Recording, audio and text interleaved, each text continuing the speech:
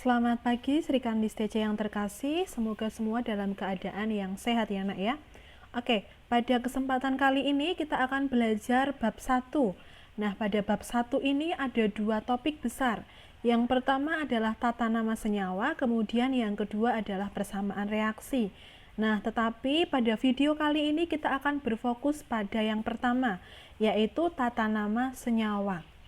Oke, kita mulai dari tata nama senyawa. Kita ingat kembali materi semester 1 kemarin tentang SPU. Nah, di dalam SPU kita sudah belajar beberapa jenis atau beberapa unsur dari golongan 1A sampai dengan golongan 8A. Nah, di sana tertera lambang dari unsur. Nah, pada tata nama ini teman-teman nanti belajar untuk memberi nama suatu senyawa berdasarkan nama unsurnya nak. Nah, kalau di SPU itu kan di sana misalkan ada lambang C di dalam SPU. Nah, namanya apa? C itu namanya adalah karbon. Ada nama unsurnya, kemudian ada nama latinnya. Kalau latinnya berarti pakai C, karbon. Kemudian contoh yang lain adalah lambang Ca. Nah, unsur Ca namanya adalah kalsium. Kemudian unsur K namanya adalah kalium, dan seterusnya. Nah, teman-teman jangan khawatir ketika nanti teman-teman sudah sering belajar, sudah sering berlatih mengerjakan tata nama senyawa, maka nanti akan hafal dengan sendirinya nak. Nanti lama-lama akan hafal. Oke, kemudian jika Ibu berikan peta konsep dari apa yang akan kita pelajari tentang tata nama, bisa teman-teman cermati sebagai berikut. Jadi ada dua senyawa yang kita pelajari, senyawa anorganik dan senyawa organik. Untuk senyawa anorganik kita bedakan menjadi 4.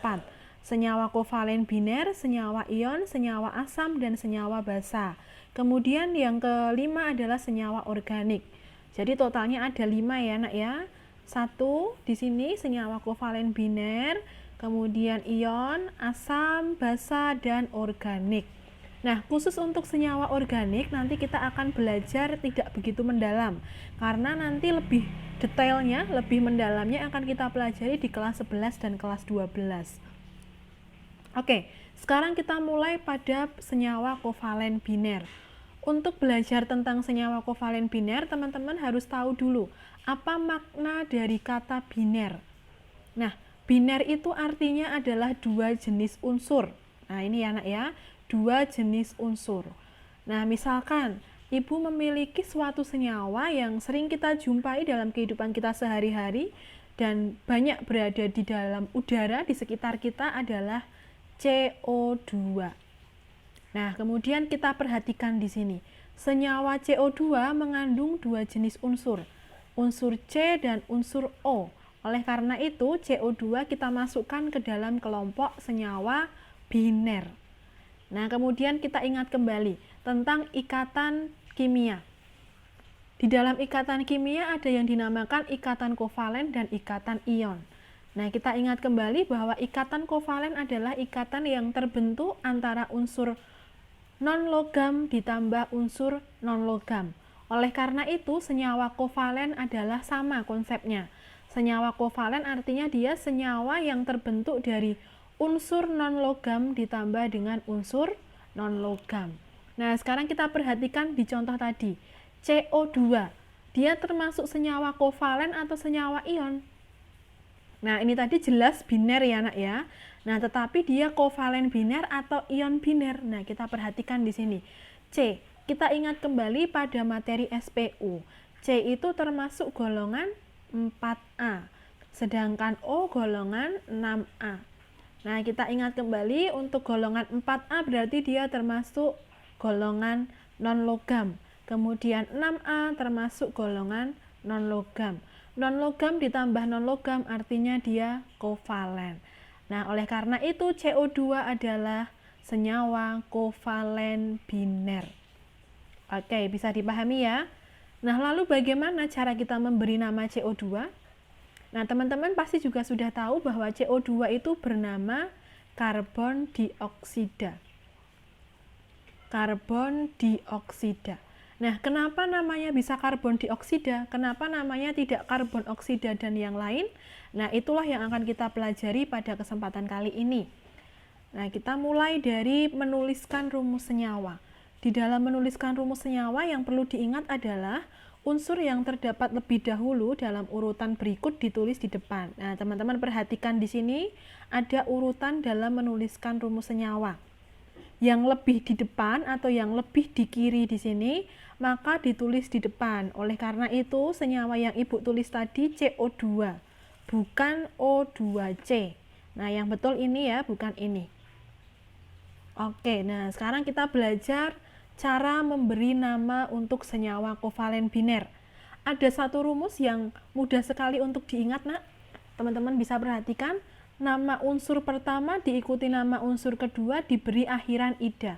Nah, kalau Ibu singkat menjadi sigma non logam 1 ditambah sigma non logam 2 diberi akhiran ida. Nah, teman-teman perhatikan di sini, sigma non logam 1 ditambah sigma non logam 2 diberi akhiran ida. Sebagai contoh singkat, Ibu berikan contoh N2O3. Nah, misalkan ada contoh soal. Tuliskan nama dari N2O3, kita perhatikan. N golongan berapa ya? Oh, N golongan 5A. O golongan berapa? O golongan 6A. Golongan 5A adalah golongan non-logam. 6A adalah non-logam. Non-logam ditambah non-logam berarti dia senyawa kovalen. Nah, kita perhatikan. Ada N, ada O, berarti dia senyawa kovalen biner karena terdiri dari dua jenis unsur. Nah, karena dia senyawa kovalen biner, maka kita menggunakan rumus ini.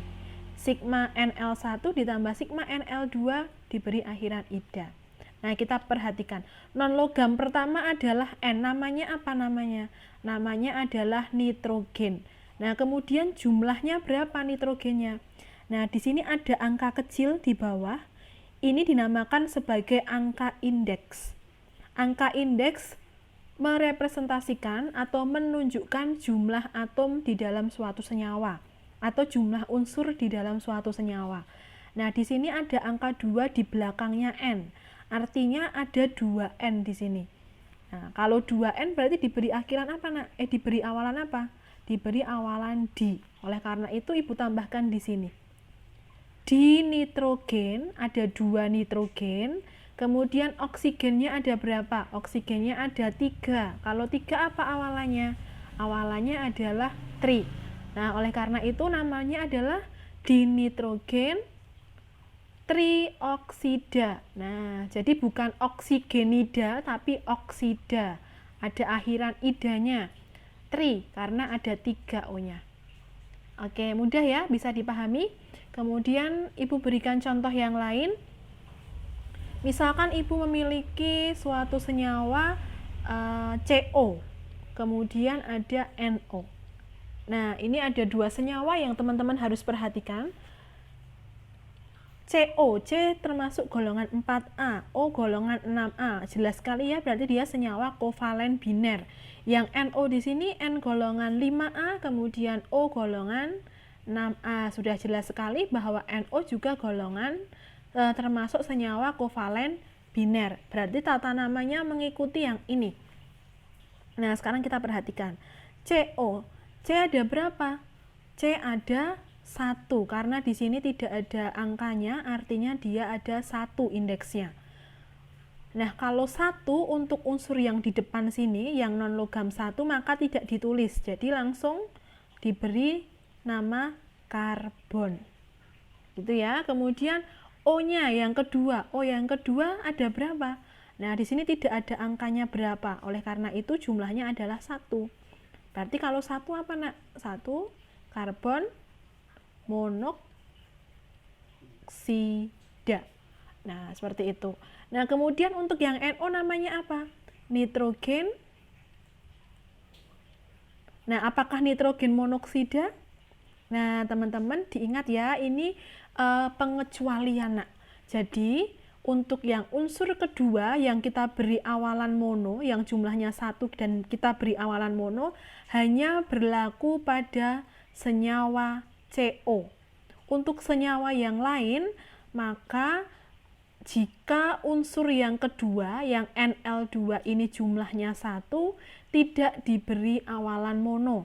Oleh karena itu NO di sini namanya adalah nitrogen oksida, bukan nitrogen monoksida. Yang betul yang bawah. Oke, paham ya? Jadi yang diberi awalan mono hanya untuk yang CO.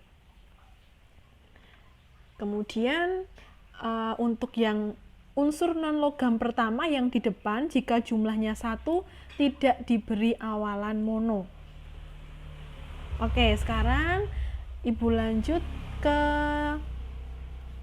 senyawa ion. Nah, apa itu senyawa ion? Bedanya dengan yang kovalen apa? Nah, kita ingat kembali, kita bandingkan sesuai dengan ikatannya. Nah, kalau senyawa kovalen berarti dia terdapat ikatan kovalen. Nah, kalau senyawa ion berarti terdapat ikatan ion. Nah, kita ingat kembali, ikatan ion adalah ikatan yang terbentuk antara unsur logam dengan unsur non-logam. Oleh karena itu, senyawa ion pun adalah senyawa yang terbentuk dari unsur logam ditambah unsur non-logam. Oke, nah kita tulis di sini ya. Unsur logam ditambah unsur non-logam. Nah, kita ingat kembali untuk unsur logam di dalam SPU adalah golongan 1A sampai dengan golongan 3A. Sedangkan untuk unsur yang non-logam adalah golongan 4A sampai dengan golongan 8A.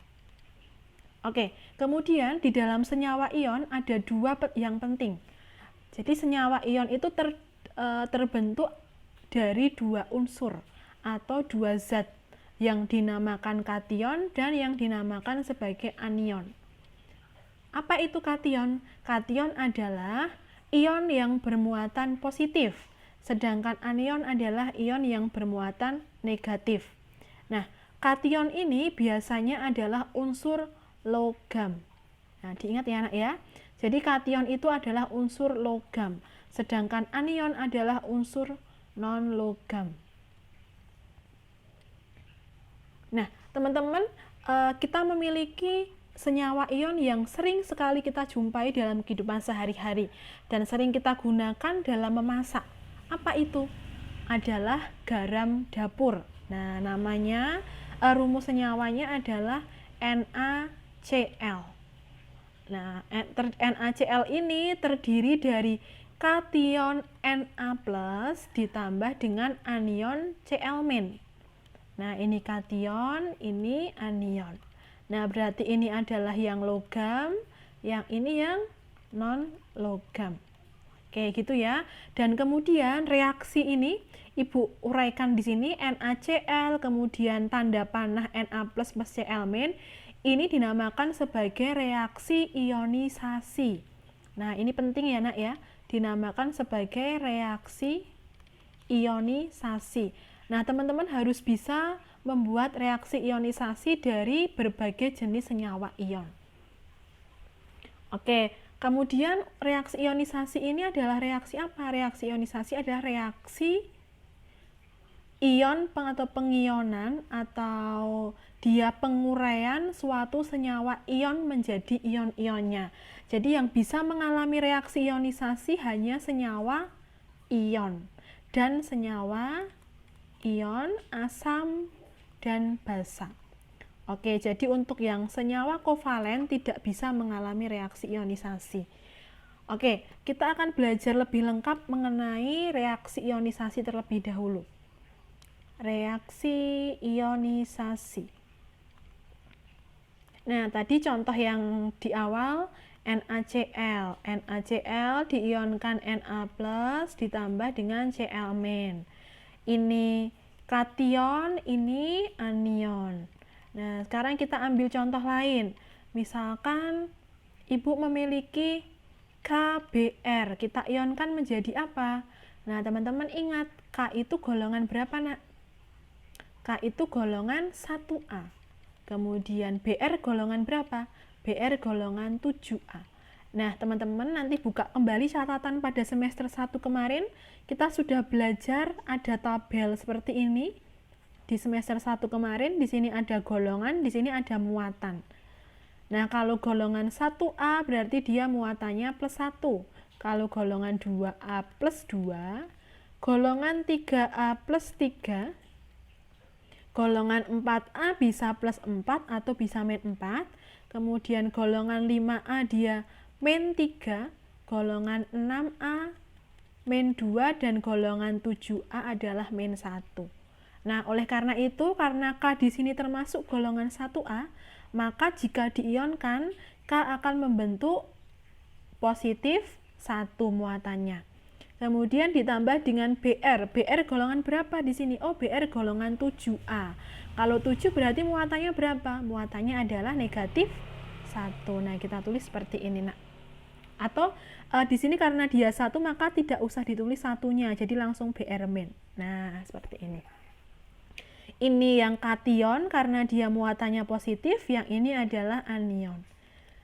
Nah, kemudian dari dua contoh ini, teman-teman bisa menghafal cara mengionkan atau memiliki satu pedoman untuk mengionkannya dengan suatu rumus AXBY. Nah, jika Ibu memiliki suatu senyawa AXBY, kemudian Ibu ionkan, maka menjadi ion XA Y plus ditambah dengan YB X min. Nah, jadi tukeran ya, Nak ya. A ini muatannya Y, kemudian B ini muatannya si X. Nah, seperti ini. Nah, jadi kalau kita berpegang pada ini mudah sekali. Misalkan ya, Ibu memiliki Al2O3. Nah, Al2O3 kita ionkan menjadi ini X-nya 2, Y-nya 3. Al-nya ada berapa berarti? Al-nya ada 2 ya. X-nya di depan, berarti 2 Al Y plus. Nah, ini Y-nya 3, berarti 3 plus ditambah Y-nya 3, di sini ditaruh di depan, 3 3O2 min. Nah, seperti itu. Jadi ketika diionkan menjadi 2Al3 plus ditambah dengan 3O2 min. Nah, kemudian kita perhatikan, di dalam suatu senyawa, jumlah ionnya itu harus 0 atau harus netral. Nah, sekarang kita jumlahkan. Apakah hasil ionisasinya juga netral? Kita perhatikan di sini. 2 dikali 3 plus, berarti hasilnya 6 plus. 3 dikali 2 min, berarti hasilnya 6 min. 6 plus dan 6 min, habis ya, netral. Nah, oleh karena itu, berarti reaksi ionisasinya sudah betul. Nah, cara ngeceknya seperti itu, Nak. Jadi kalau hasil ionnya ini sudah netral, berarti reaksi ionisasinya sudah betul. Nah, kita ambil contoh yang lain. Misalkan Ibu memiliki, nah sekarang Ibu mau belajar yang poliatomik. Misalkan ya, ada Na2SO4. Na2SO4. Nah, kita uraikan. Nah, teman-teman ingat di sini ada SO4. Ini kalau Ibu ionkan menjadi 2Na plus ditambah dengan SO4 2 min. Nah, ini dinamakan sebagai ion poliatomik. Namanya poli ya. Kalau poli berarti dia lebih dari 1. Nah, atomik berarti lebih dari 1 atom. Ada 2 ya, di sini ada S dan ada O. Oleh karena itu dinamakan sebagai poliatomik. Nah, kalau yang ini baru dia dinamakan sebagai ion monoatomik. Nah, jadi bisa teman-teman bedakan di sini. Jenisnya ada 1, yang ini jenisnya dan jumlahnya ada lebih dari 1. Oke, pada ion poliatomik sudah ada contoh yang Ibu berikan pada handout di tabel. Salah satunya adalah SO4 2 min. Contoh yang lain adalah NO3 min, kemudian adiknya SO4 ada SO3 2 min. Dan seterusnya, nanti silahkan dilihat kembali untuk handoutnya. Nah, kalau seperti ini juga sama, Nak, cara mengionkannya. Jadi, ini kalau Ibu tuliskan seperti ini, Na2SO4. Nah, seperti ini. Jadi untuk yang ion poliatomik, cara penulisannya harus menjadi satu kesatuan.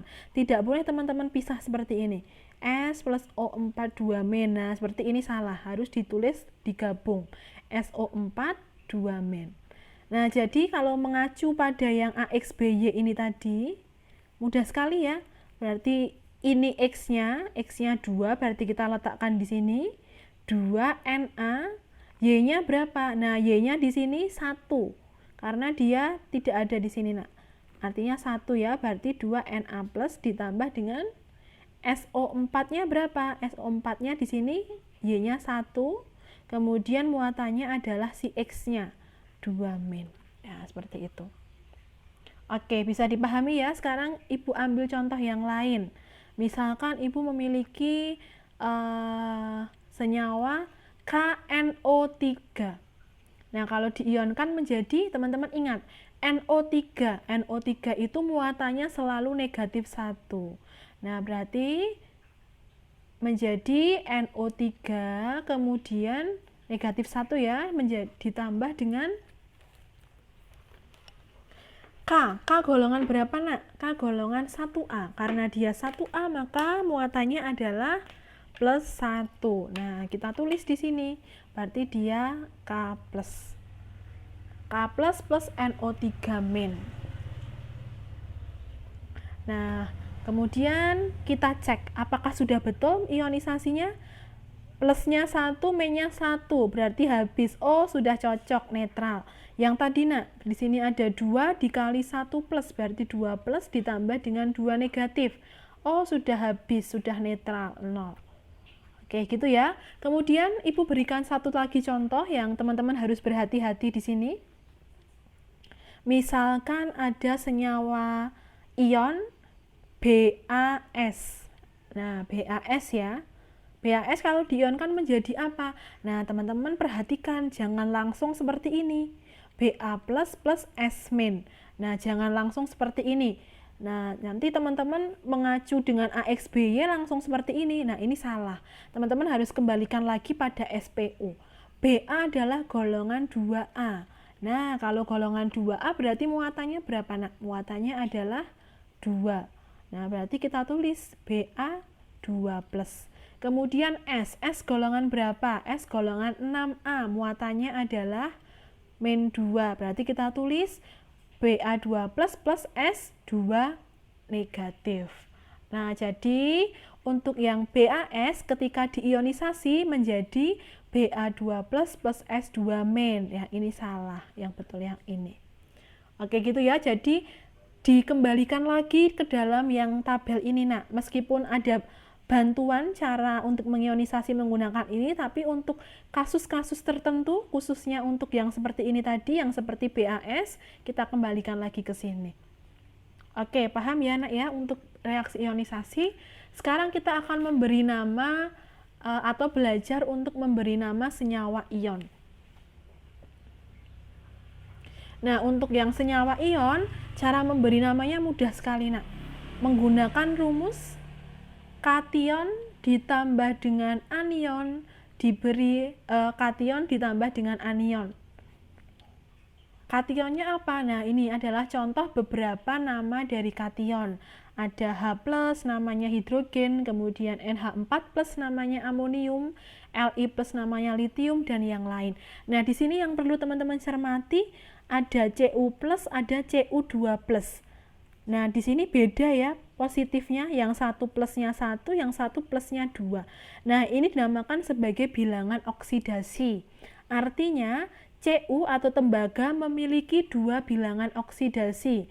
Bilangan oksidasi yang pertama adalah plus 1, bilangan oksidasi yang kedua adalah plus 2.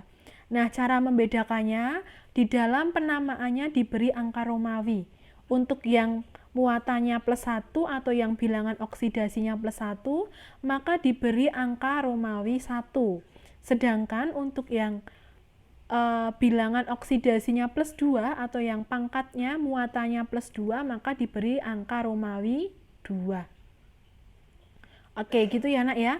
Apa itu bilangan oksidasi nanti akan kita pelajari lebih dalamnya di materi setelah kita mid semester. Nah, jadi teman-teman cukup tahu dulu kalau Cu itu ada 2 muatannya.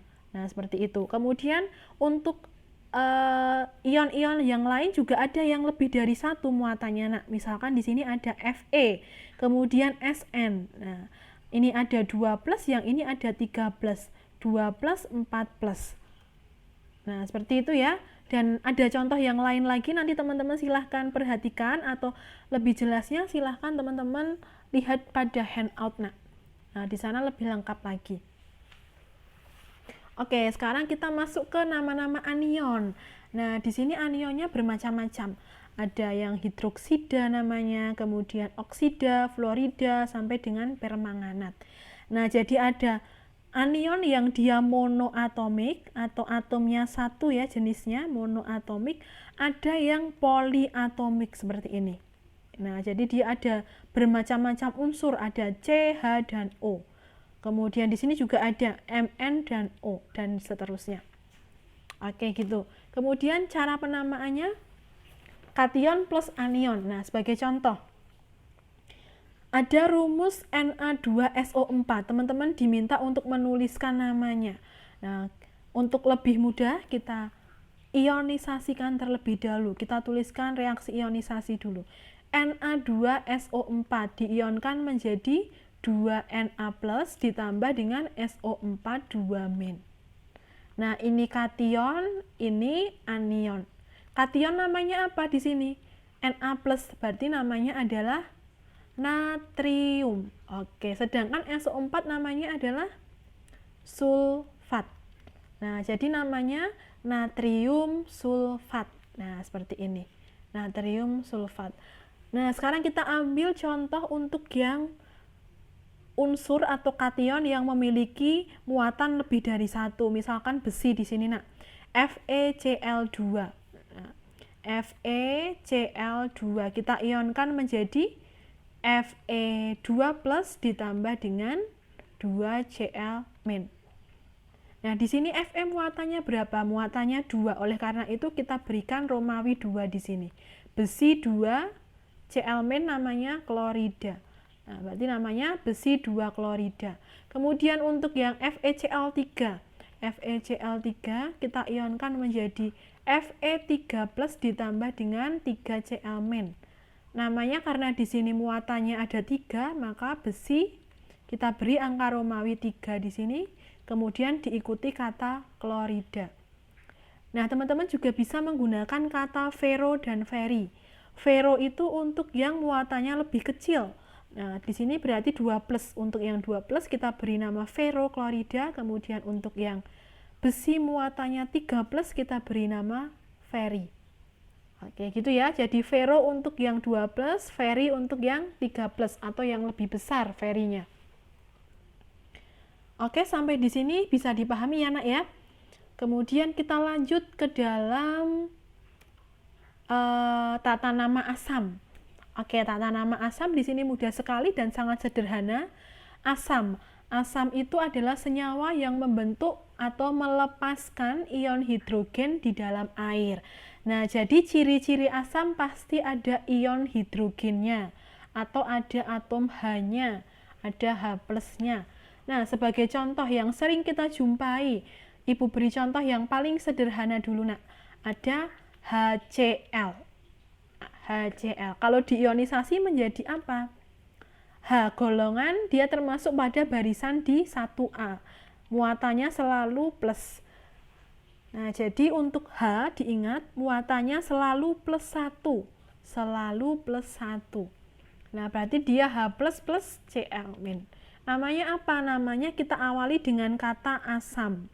Asam kemudian diikuti nama kation. Nama anion maksud Ibu, nak. Nama anion. Nah, kita tuliskan di sini berarti asam, namanya apa? Asam, anionnya adalah Cl-. Berarti asam klorida. Nah, mudah sekali ya. Kemudian untuk yang ini ada contoh lain, H2SO4. H2SO4 kita ionkan menjadi, teman-teman perlu ingat bahwa SO4 muatannya selalu 2-. Nah, H-nya berapa? H itu selalu plus 1. Nah, kemudian di sini ada 2 H-nya. Kita tuliskan di sini. 2H plus, karena plus 1 maka satunya tidak usah ditulis, tidak apa-apa. 2H plus ditambah dengan SO4 2-. Kita cek. 2 dikali plus 1, 2 plus, yang ini 2-. Oh, sudah 0, sudah netral. Berarti sudah betul. Oke, namanya apa?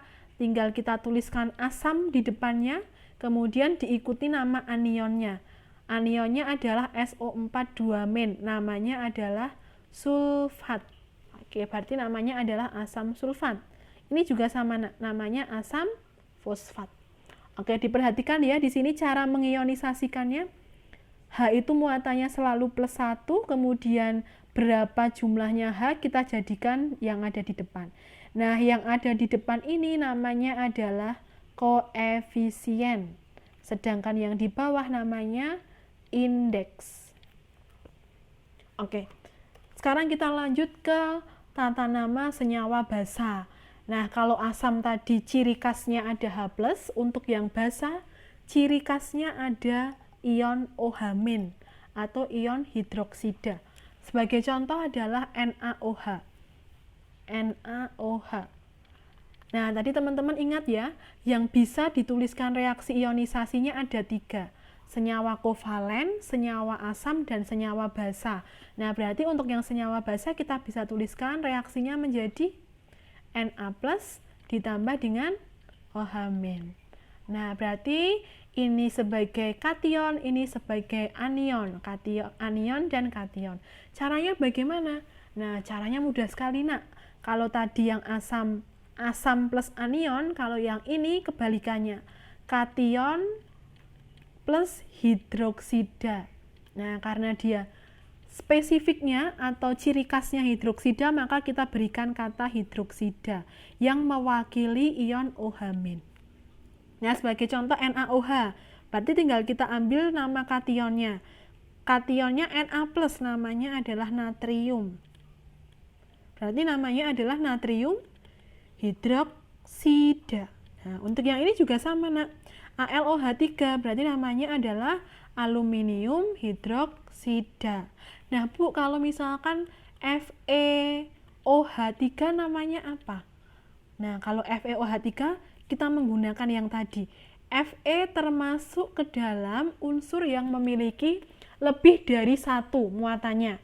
Kalau kita ionkan di sini, ini 3-nya di sini ya, Nak. Menjadi Fe3+ ditambah dengan 3OH-. Nah, kalau H tadi muatannya selalu +1, kalau OH muatannya selalu -1. Nah, kita cek di sini. Oh, Fe muatannya 3, berarti namanya ada besi 3OH hidroksida. Nah, berarti namanya ini besi 3 hidroksida. Nah, kalau FeOH2 apa, Bu? Nah, tinggal kita ionkan, Nak. Fe2+ ditambah dengan 2OH negatif. Namanya ada besi, karena muatannya 2 berarti besi 2 hidroksida. Nah, jadi teman-teman harus diperhatikan unsur-unsur yang memiliki lebih dari 1 biloks atau lebih dari 1 bilangan oksidasi atau lebih dari 1 muatannya seperti Fe, kemudian Cu, Sn, dan yang lainnya. Oke, sampai di sini untuk yang tata nama berarti kita sudah selesai ya, Nak ya. Ada 4, Ibu ulangi sekali lagi. Ada tata nama senyawa kovalen biner, kemudian untuk ion, asam, dan basa. Nah, itu ada 4 untuk yang senyawa anorganik. Kemudian untuk yang senyawa organik, kita belajar untuk senyawa-senyawa yang sering kita temui dalam kehidupan sehari-hari. Misalkan ada CH4, gas metana, atau kita kenal sebagai gas alam. Kemudian CONH2 2 kali, urea, yang sering kita jumpai pada pupuk urea. Kemudian CH3COOH, asam asetat, yang terdapat di dalam larutan cuka untuk makanan. Kemudian C6H12O6, namanya glukosa. HCHO namanya formalin atau formaldehida. Nah, ini beberapa contoh yang kita sering gunakan yang termasuk senyawa organik. Oke, pada senyawa organik kita tidak akan belajar cara memberi namanya, tetapi secara umum saja, Nak. CH4, metana, dan seterusnya. Oke, sehingga pada kesempatan kali ini sudah berakhir untuk yang tata nama senyawa. Teman-teman silahkan untuk mengerjakan tugas 1. Nah, di sana ada soal seperti ini. Nomor 1 seperti ini. Nah, teman-teman menjawabnya seperti ini, Nak. Di sini ada rumus senyawa. Kemudian di sini ada nama senyawa. Silahkan nama senyawa di sini dilengkapi sesuai dengan rumus senyawa yang ada di sebelah kirinya. Misalkan di sini ada rumus CO, maka namanya adalah karbon monoksida. Sedangkan pada kolom yang terakhir ada nama senyawa, silahkan dilengkapi dengan rumus senyawanya. Sebagai contoh di sini ada fosforus triklorida, berarti kita tuliskan sebagai PCl3 dan seterusnya. Nah, sekarang kita lanjut ke yang nomor 2. Nah, pada nomor 2 terdapat tabel seperti ini. Nah, teman-teman nanti silahkan mengisi di bagian atas di sini senyawa yang terbentuk antara kation Na+ dan anion Cl-. Misalkan di sini ya, NaCl, kemudian namanya ditulis di bawah. Sebagai contoh yang lain, misalkan di sini ada Na+ S2-, berarti ada Na+ ditambah dengan S2-. Nah, hasilnya apa? Nah, jadi tadi syarat utamanya rumus senyawa itu, rumus senyawa ini harus bersifat netral atau muatannya 0. Nah, supaya 0 bagaimana, Nak? Di sini ada +1, di sini ada -2. Nah, oleh karena itu yang +1 kita kalikan 2. Nah, kita letakkan angka 2 di sini. Menjadi Na2S. Nah, jadi angka 2 yang koefisien ini menjadi angka 2 sebagai indeks. Perhatikan ya, jadi Na-nya ada 2, maksudnya di sini ada 2 Na, berarti Na-nya ada 2. Di sini juga sama maksudnya. Na2, berarti Na-nya ada 2. Nah, jadi nanti teman-teman menambahkannya tidak boleh seperti ini. Na+ ditambah S2- supaya 0, kemudian di sini ditambah angka 2. Na2+, nah ini salah. Na golongan 1A, oleh karena itu muatannya selalu +1. Jadi kalau mau menambahkan atau mau membuat menjadi 0, menjadi netral, tambahkan pengalinya di depan sebagai koefisien, bukan sebagai pangkat. Gitu ya. Oke, jadi rumusnya Na2S, kemudian namanya apa? Namanya natrium sulfida dan seterusnya. Oke, gitu. Oke, nah ini tadi yang sudah Ibu jelaskan melalui JIMIT. Oke, demikian untuk video pembelajaran untuk materi tata nama. Berarti kita sudah belajar, tata nama sudah selesai. Untuk selanjutnya nanti kita akan belajar tentang persamaan reaksi. Oke, demikian dari Ibu. Semoga teman-teman bisa memahaminya dengan baik. Terima kasih, selamat pagi, Tuhan memberkati.